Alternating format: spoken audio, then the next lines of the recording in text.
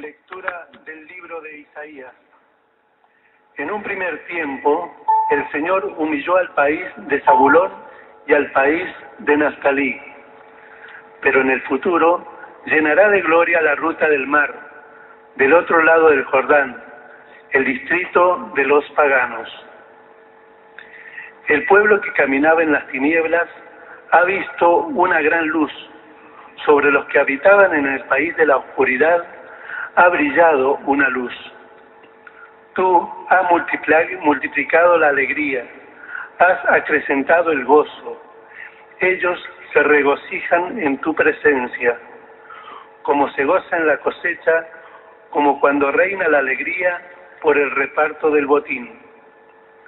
Porque el yugo que pesaba sobre él, la barra sobre su espalda y el palo de su carcelero, todo eso lo ha destrozado como en el día de Madián. Palabra de Dios. Te alabamos, Señor.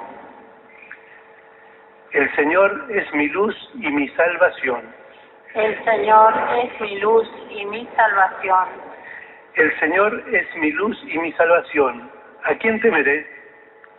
El Señor es el baluarte de mi vida. ¿Ante quién temblaré? El Señor es mi luz y mi salvación. Una sola cosa he pedido al Señor, y esto es lo que quiero: vivir en la casa del Señor todos los días de mi vida, para gozar de la dulzura del Señor y contemplar su templo. El Señor es mi luz y mi salvación.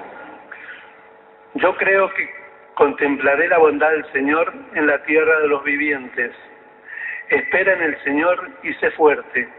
Ten valor y espera en el Señor. El Señor es mi luz y mi salvación. San Pablo hace un severo llamado a la unidad de la comunidad. Escuchamos la segunda lectura. Lectura de la primera carta del apóstol San Pablo a los cristianos de Corinto. Hermanos, en el nombre de nuestro Señor Jesucristo, yo los exhorto a que se pongan de acuerdo, que no haya divisiones entre ustedes y vivan en perfecta armonía, teniendo la misma manera de pensar y de sentir. Porque los de la familia de Cloé me han contado que hay discordias entre ustedes. Me refiero a que cada uno afirma: yo soy de Pablo, yo soy de Apolo, yo de Cefas, yo de Cristo. ¿Acaso Cristo está dividido? ¿O es que Pablo fue crucificado por ustedes? ¿O será que ustedes fueron bautizados en el nombre de Pablo? Felizmente, yo no he bautizado a ninguno de ustedes excepto a Crispo y a Gayo. Sí, también he bautizado a la familia de Estéfanas, pero no recuerdo haber bautizado a nadie más. Porque Cristo no me envió a bautizar, sino a anunciar la buena noticia, y esto sin recurrir a la elocuencia humana, para que la cruz de Cristo no pierda su eficacia. Palabra de Dios. Te alabamos, Señor. Al comenzar su predicación, Jesús anuncia el reino y llama a los primeros discípulos. Escuchemos la proclamación del Santo Evangelio. Aleluya, aleluya, aleluya.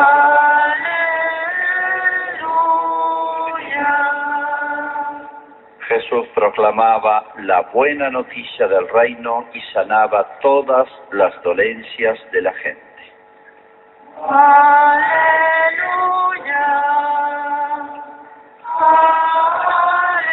aleluya,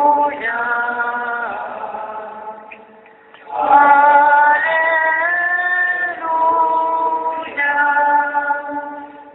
Señor esté con ustedes.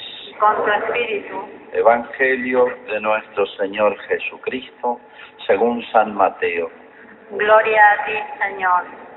Cuando Jesús se enteró de que Juan el Bautista había sido arrestado, se retiró a Galilea.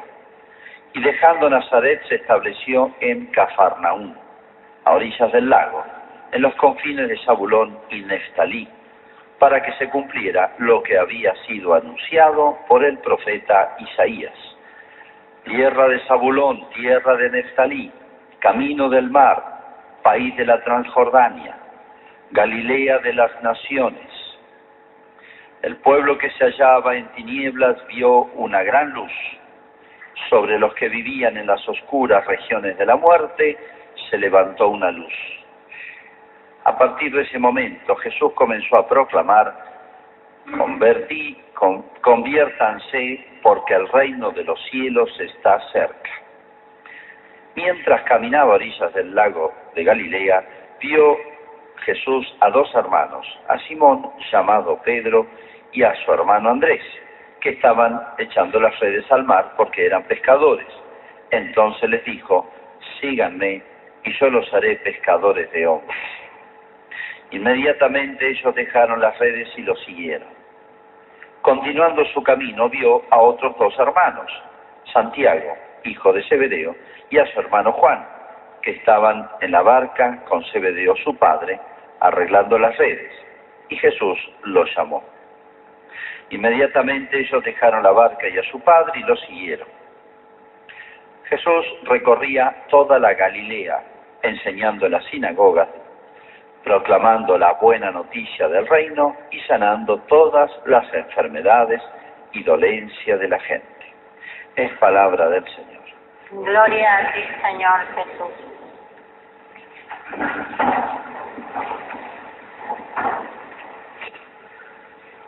En este comienzo de año, no solamente el año solar, sino el año litúrgico, empieza un poquito antes el año litúrgico con el Adviento, la Navidad. Bueno, ahora empieza lo que llamamos la vida pública de Jesús, que es lo que se llaman los domingos durante el año, o tiempo durante el año, que se usan con ornamentos verdes. Se van recordando desde el principio todos los momentos de la vida pública de Jesús, hasta que llegamos al momento culminante, que es la Cuaresma, preparación al final, la pasión de Cristo y su muerte y resurrección. Bueno, estamos ahora ante los primeros episodios. Hace poquito hemos visto el bautismo, con lo que arranca Jesús. Vamos a tratar de ubicarnos algunos textos acá para ver, para poder seguirlo mejor a Jesús, ¿no? Bueno, más o menos los hechos fueron estos. Jesús aparece el Bautista, ¿no? Primo de Jesús, profeta. Recuerden, los profetas eran hombres iluminados por Dios, hablaban como inspirados, llevados por Dios. Es el único país de la historia del mundo que ha tenido profetas, porque es el único pueblo que eligió Dios. Profetas en serio. Aunque todos los pueblos, o siempre, el ser humano quiere conocer cosas futuras o cosas ocultas. Por eso aparecen siempre en los pueblos, y en la Argentina también, y en Malargüe también, los videntes, los parapsicólogos, todos esos que dicen ver, no ven nada, son falsos profetas. Pero eso, en todos los pueblos aparecen esos personajes, y dejo al lado de los curanderos, me refiero a los que dicen ver el futuro o cosas ocultas, Bueno, que la gente muchas veces los consulta, bueno, y aparecen esos personajes, pero no pueden llamarse profetas. Son falsos profetas, pero responden a esa expectativa, ese deseo. Juan Bautista era profeta en serio. Tenía una autoridad muy grande. A él se presenta Jesús, y se recuerdan ustedes, lo bautiza, y después Jesús, él lo presenta a Jesús con toda su autoridad, como diciendo, él es el que esperábamos. Y Jesús después se va al desierto a pelear 40 días con el demonio. Ese texto aparece en Cuaresma, se medita, el demonio lo tienta, Jesús hace ayuno. Como decir, después del bautismo, mostrándonos que el Hijo de Dios debe estar preparado siempre a pelearla contra. Hay un enemigo del alma. No todo es tranquilo. Hacerse cristiano no empieza una vida fácil, tranquila, sino que al revés. Aquel que se acerca a Dios, prepárese, le va a ir peor. Va a haber más guerra, porque el otro, si una persona se pierde sola, bueno, no tiene trabajo. Pero aquel que quiere pelear y esforzarse por mejorar, le damos trabajo al otro. Y él se interesa y nos conoce. Eso es lo que quiere indicar Jesús. Bueno, ¿y qué hizo después de vuelta de los días de ayuno? Hay un primer episodio con el que empieza la vida pública Jesús, que también aparece en algún momento del año, es la expulsión. Fue al templo de Jerusalén, era la capital, y había un solo templo en Jerusalén, ¿se acuerdan? Jerusalén no podía tener más que un solo templo, Israel, y estaba en la capital, Jerusalén. Porque era un símbolo de la iglesia, que es una, y el símbolo de Cristo, que es uno. Ese templo es una figura. Templo hermoso, grande, recuerdan ustedes, que se gloriaban los judíos de él. Como estaba muy corrompido la clase dirigente, política y religiosa de Israel, muy mal, Jesús se enoja, famosa expulsión de los mercaderes. Jesús se enojó varias veces y los echó. Y cuando lo quisieron encarar, no se le animaron. No les gustó mucho. Por más que hizo algún milagro en Jerusalén, con el cual mostró su autoridad. Y además Juan el Bautista, que tenía una autoridad indiscutible en Israel, dijo, este es el Mesías, y con eso para un judío tenía que ser suficiente. ¿Cómo le iban a discutir si está bien lo que hace? Si ya estaba claro que era el Mesías, o sea, el Hijo de Dios, el que esperaba Israel. No obstante, no le fue bien a Jesús allí. Y lo enfrentaron, lo increparon, etcétera, y Jesús pasó, es un tiempo que no se conoce mucho, alrededor de 8 meses en la zona de Jerusalén, mientras el Bautista predicaba y le mandaba discípulos a Jesús, Jesús hacía su labor. Jesús empezó en Jerusalén como corresponde. Empezó ahí. ¿Por qué? Porque era el centro, porque ahí estaban las cabezas, porque ahí estaban los dirigentes. Tendrían que haber sido los primeros que se convirtieran. No se convirtieron, lo trataron mal, estaba muy dura la cosa. ¿Qué hizo Jesús? Se fue al norte, en términos nuestros al interior, se fue de la capital, se fue al interior. Pasó por Samaria, fue el famoso diálogo con la samaritana, que también en algún momento del año se medita, y se instaló no en Nazaret, que era su pueblo, su pueblito chiquito, sino en Cafarnaúm. Y dice, cuando se enteró que Juan el Bautista había sido arrestado, o sea, su compañero de trabajo, ¿no? Su colaborador, su precursor, se retiró a Galilea. Es una provincia, la provincia del norte. Y dejando Nazaret, se estableció en Cafarnaúm. ¿Por qué Cafarnaúm? Cafarnaúm era la ciudad más importante que estaba al lado del lago, famoso lago llamado de Genesaret, de Galilea o de Tiberíades. Era un laguito chico de 5 por 10 kilómetros más o menos. Ahí pescaban dos pares de hermanos que van a ser apóstoles. Bueno, en esta zona, la zona era muy particular. Para nosotros no nos significa mucho. Había una profecía de Isaías, tierra de Zabulón, tierra de Neftalí. Zabulón y Neftalí son 2 tribus de Israel. Cada tribu había formado provincias. Eran las 2 tribus más del norte, la más alejada de Jerusalén. Galilea de las naciones. Las naciones acá no se refiere como ahora, la nación chilena, la nación brasilera, la nación peruana. No se refiere a eso. Acuérdense esto. El mundo se dividía en 2 clases, en 2 pueblos. Israel, que era el pueblo elegido, y los demás pueblos, todos, llamados gentiles o naciones. El mundo se dividía, repito, en 2. Uno, el pueblo elegido, Israel. Y era una división correcta, porque Dios eligió a un solo pueblo, lo formó, el pueblo de Israel. Y todas las demás naciones estaban en igualdad de condiciones, por así decir, ante Dios. ¿Por qué se llamaba Galilea de las Naciones? Esta provincia norteña. Porque ahí pasaba un camino, se llamaba la Vía Maris, camino del mar, que también aparece en Isaías. Era un camino, yo dijera, una ruta internacional. Póngale la ruta internacional que va a Chile, que pasa por Mendoza. Una muy transitada, que unía todo el oriente con el mar Mediterráneo, que tenía mucho tránsito y de ahí salía para todas las costas del Mediterráneo. O sea, era el camino que unía, no digo dos ciudades, dos pueblos, unía dos zonas grandísimas, era muy transitada. Y como pasa en esos lugares, se van estableciendo gente de distintas razas, de distintas culturas, de distintas naciones, se establecen comercios, posadas, centros comerciales. Bueno, ¿qué era Galilea? Un lugar donde se había mezclado mucho la población. Para los judíos que no querían mezclarse ni cruzarse en la raza, digamos, en su cultura y en su religión, lo que era Galilea era un lugar para ellos despreciable.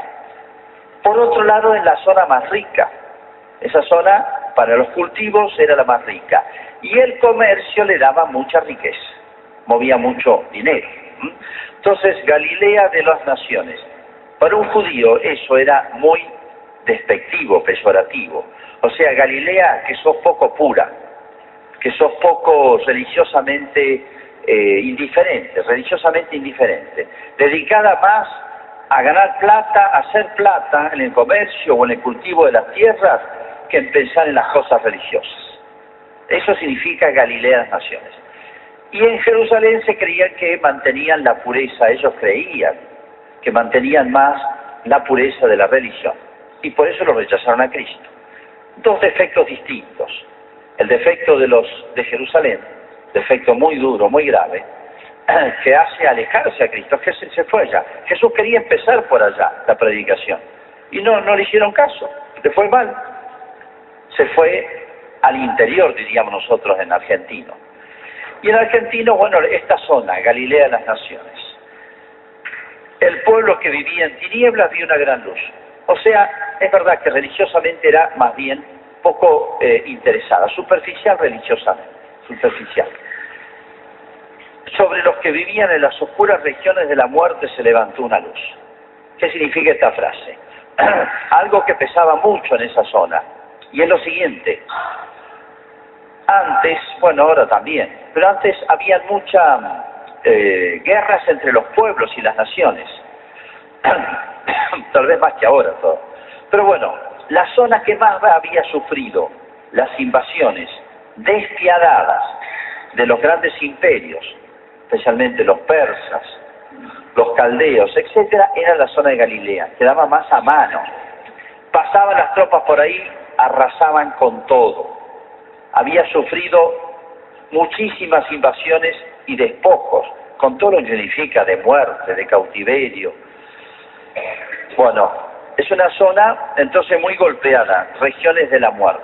Las oscuras regiones de la muerte vio una luz. O sea, el profeta anunciaba que esa zona que había padecido tanto va a tener un consuelo, un respiro. Entonces, fíjense, esta frasecita así dicha muy rápido por el profeta Isaías, para un judío significaba muchísimas cosas que a veces nos cuesta entender. Bueno, ahí empieza Jesús y va a desarrollar casi todo su ministerio, 3 años. Va a recorrer toda la zona, pueblito por pueblito, y en esta zona, por más que eran más indiferentes, superficiales, etcétera, religiosamente, va a encontrar menos malicia, podemos decir. Hay distintas clases de pecados. Están los pecados de malicia, son los más malos.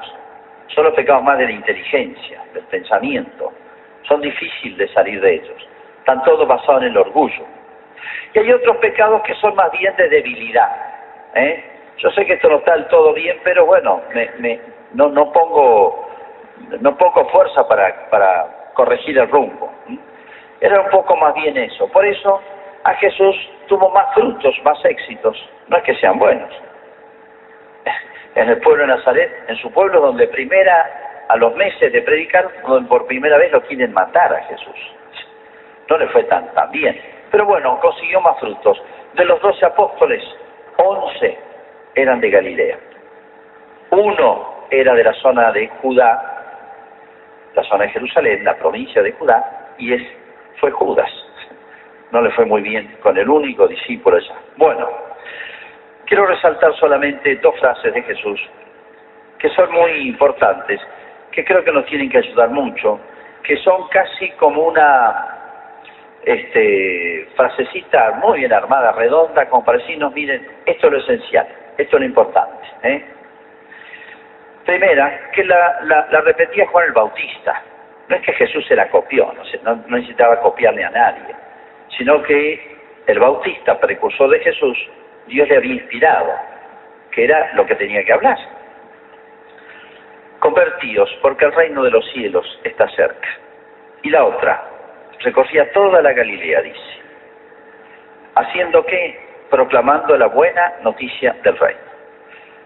Estas 2 frasecitas tan cortitas expresan todo lo que es lo que trajo Jesús. Toda la predicación de Jesús se puede resumir en esto, todo el cristianismo se puede resumir en esto, todo el ser cristiano. Bueno, vamos a explicarla un poquito. Fíjense que habla del reino de los cielos o reino de Dios. Reino. Acá reino es la palabra que se usaba antes. Hoy usamos la palabra pueblo, el pueblo argentino, el pueblo uruguayo, o nación. ¿Qué significa? ¿Por qué habla de reino? Reino es el equivalente a eso. Fíjense, uno en una familia, uno arranca una familia, es el lugar donde aparecemos en la vida, ¿no? Pero una familia no tiene todo lo que yo necesito. Una familia, por más que tenga un excelente padre y madre, responsable y cumplidor de sus deberes, no puede darle escuela primaria, secundaria y un título universitario. Un papá y una mamá no pueden montar un hospital con todas las especialidades por cualquier enfermedad de un hijo en su casa. No puede montar una empresa constructora, no puede, o sea, una familia no puede todo. Por eso la necesidad de los pueblos, nos ayudamos mutuamente. Por eso las naciones. ¿Qué debe ser una nación? Aquel territorio, aquel conjunto de personas que tiene todo lo que necesitamos los ciudadanos para ayudarnos mutuamente en todo, ser autónoma. Eso es un país. Un país por esencia tiene que tener todo para sus habitantes. Por un lado la seguridad, por otro lado la educación, por otro lado la salud, por otro lado la producción agropecuaria, por otro lado el comercio, la manufactura, todo. Una familia no podría. 5 familias no podrían, pero todos podemos. Eso es una nación. O sea, tiene todos los bienes que una persona necesita para desarrollarse, para vivir. Así debiera ser. Eso es lo mínimo para que una nación sea nación, un país sea país, un reino sea reino. Cuando dice reino, es como si nos dijera, siempre son comparaciones, ¿no? Aquí lo van a tener todo. Pero es un reino no común, de los cielos o de Dios. ¿Qué significa? No de los hombres. O sea, los reinos de los hombres los conocemos. Un país podrá ser más organizado que otro, más preocupado por la justicia que otro, más rico, más pobre que otro, hay distintos países, su historia, pero llenos todos de deficiencias humanas por donde lo miremos. Este reino de Dios no puede tener defectos porque es de Dios, de los cielos, porque es algo muy grande, es algo extraordinario. Cuando se dice los cielos, uno enseguida evoca el universo, lo que tiene arriba, las estrellas, las constelaciones, y bueno, en esa época sabían un poquito menos que nosotros, pero bueno, más o menos. ¿Qué significa los cielos? Lo que está arriba nuestro. Padre nuestro que estás en los cielos. ¿Qué significa? Padre nuestro que sos tan grande. Los cielos significa lo más elevado que alcanza la vista. Eso significa, Padre nuestro, que sos infinitamente grande. Reino de los cielos, ¿qué significa? Es un reino donde yo tengo todo infinitamente grande en sus bienes, en todo lo que me ofrece. De Dios, acá está la garantía última. el reino de los cielos. Y hay otra frasecita que estamos acostumbrados a escuchar, que es la buena noticia, que es muy mal entendida. Se llama, la palabra griega que se usa es el evangelio. Estamos acostumbrados a oír la palabra evangelio. Evangelio es una palabra griega, es la que aparece siempre. El evangelio del reino. Esa palabra evangelio se suele traducir en castellano la buena noticia del reino. O sea, la buena noticia de que este reino va a comenzar en la tierra, que lo habíamos perdido con Adán y Eva. Ese paraíso, ¿se acuerdan del buen ladrón? Hoy estarás conmigo en el paraíso. Ese paraíso que perdimos, perdió la humanidad en Adán y Eva. Ese paraíso lejano, bueno, va a ser restaurado. Es el reino de los cielos. Hoy estarás conmigo en el paraíso, le dice el buen ladrón. Entonces, la palabra evangelio, buena noticia, era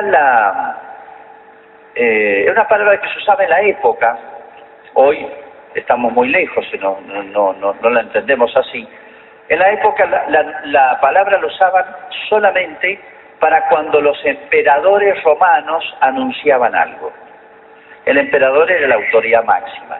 Y en esta época la gente creía que el emperador romano, la autoridad máxima política, era inspirado por los dioses. Dijera lo que dijese. Eran como inspirados eran como representantes directos de los dioses.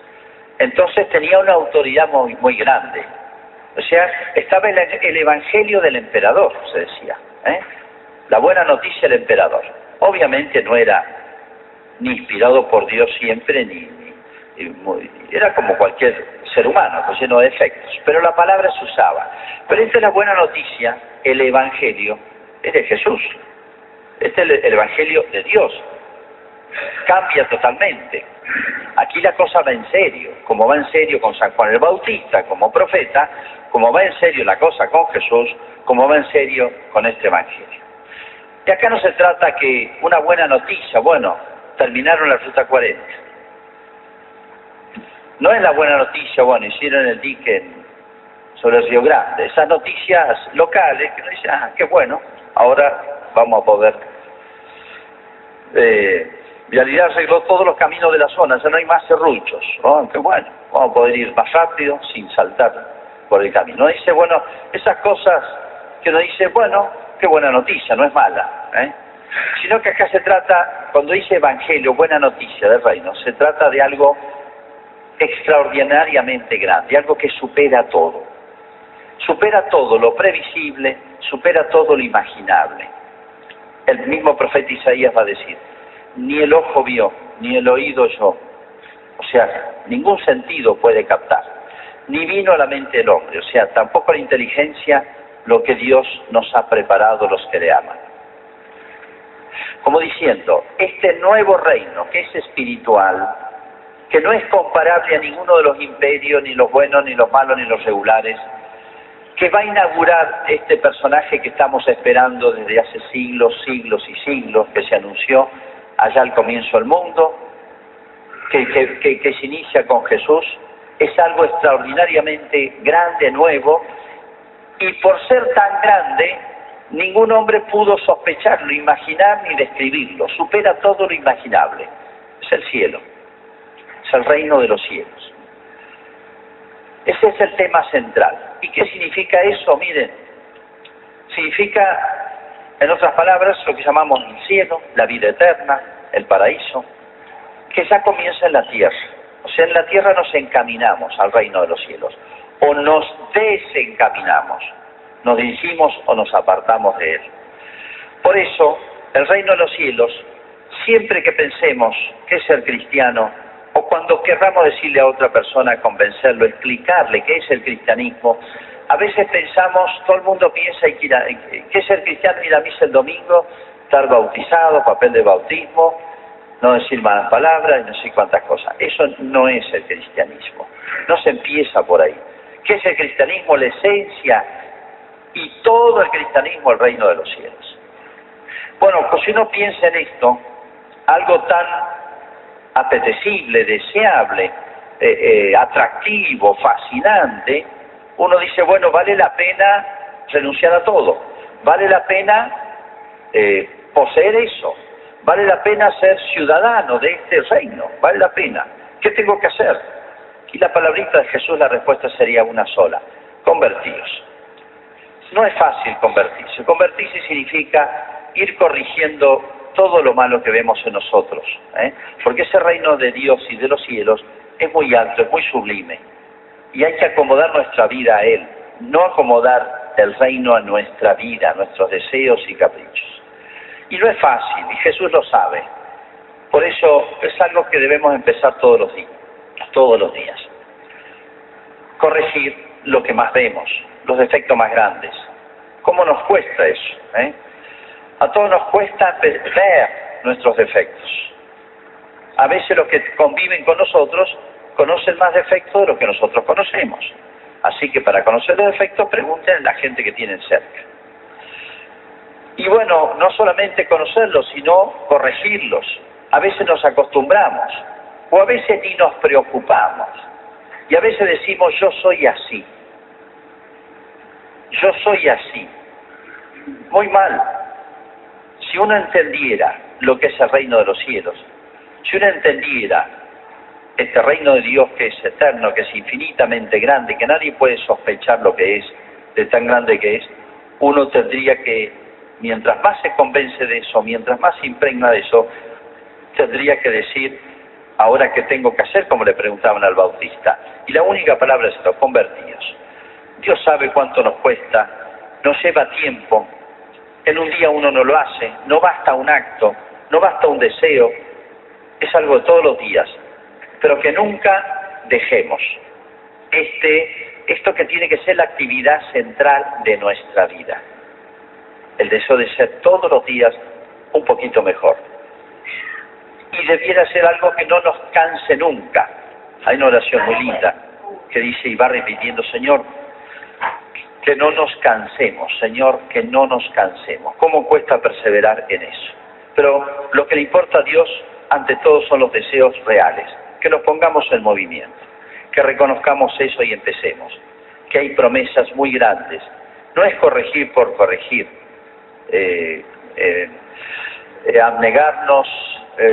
negarnos cosas por negarnos nomás, sino porque, mirando el reino de los cielos, vale la pena. Jesús puso muchas parábolas, hay unas muy significativas. El reino de los cielos se parece a un tesoro escondido, dice, que uno lo encuentra, vende todo lo que tiene y lo compra. Es muy clara la parábola. Es un tesoro escondido, un tesoro, cada uno imagínelo como quiera, pero dice: ah, la pucha, un tesoro. Vendo todo lo que tengo, como diciendo: tengo cosas que valen para mí, si las tengo sirven, valen, pero el tesoro vale más.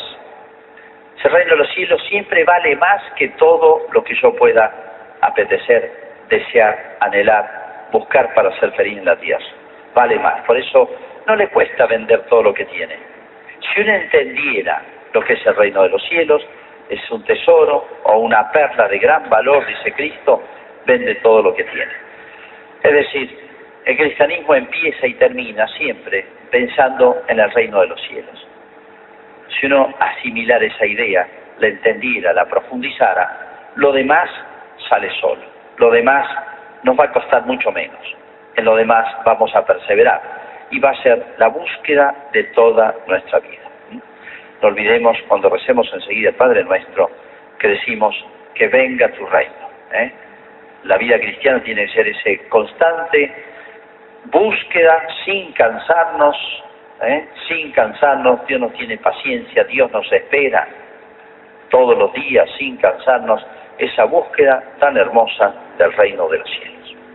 Vamos ahora a hacer nuestra profesión de fe, rezamos el credo largo, mírenlo por si los mezclamos en el librito, y ahí está, por así decir, desarrollado el reino de los cielos. Creo en un solo Dios. Padre,